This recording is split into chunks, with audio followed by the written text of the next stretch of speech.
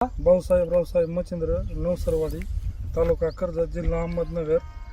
तर तुम्ही एकंदरीत किती एकराचा प्लॉट केला होता? एकंदरीत 5.5 एकराचा होता. 5.5 एकराचा होता. तर एकंदरीत तुम्हाला एवढा पाऊस झाल्याच्या नंतर या तुरीमध्ये तुम्हाला मर रोगाचा परिणाम किती दिसला? एक सुद्धा नाही, एक सुद्धा झाड तुम्हाला मर रोगाचं दिसून येत नाही. फक्त शेवटी आपण ह्यांना दिला होता plot. तर या प्लॉट मध्ये येत असताना तुम्ही त्याच्यावरती खताचे काय डोसेस दिलते का? आपण त्यांना सुरुवातीला DAP दिली.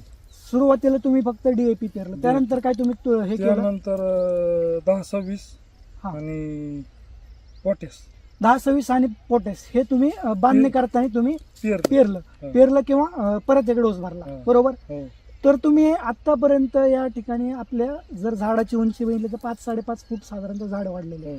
त्याला शेंगा देखील भरपूर प्रमाणात लागलेल्या आहेत. तर तुम्ही याला आळीचा किती वेळेस स्प्रे वगैरे घेतला? एकदा सुद्धा नाही. तुम्ही आळीचं एकही स्प्रे न घेता तुम्ही अशा तुरीचं हे आलं. तर तुम्हाला या वर्षी म्हणजे इथून पाठीमागे पण तुम्ही तूर करत आलात, तर या वर्षी या तुरीच्या वाणामध्ये तुम्हाला काय वाटतं की किती प्रमाणात तुम्हाला तूर उत्पादन वाढेल?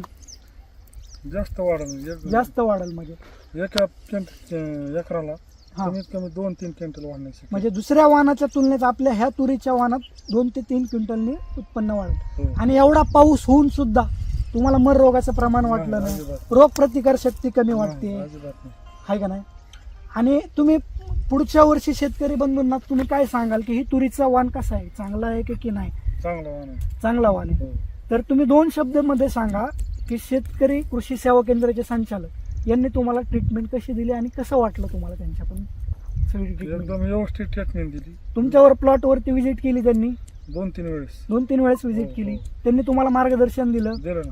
एकदम बेस्ट प्लॉट आणला. तुमचं पण खूप खूप आभार.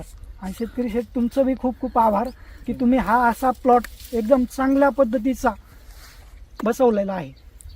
नमस्कार.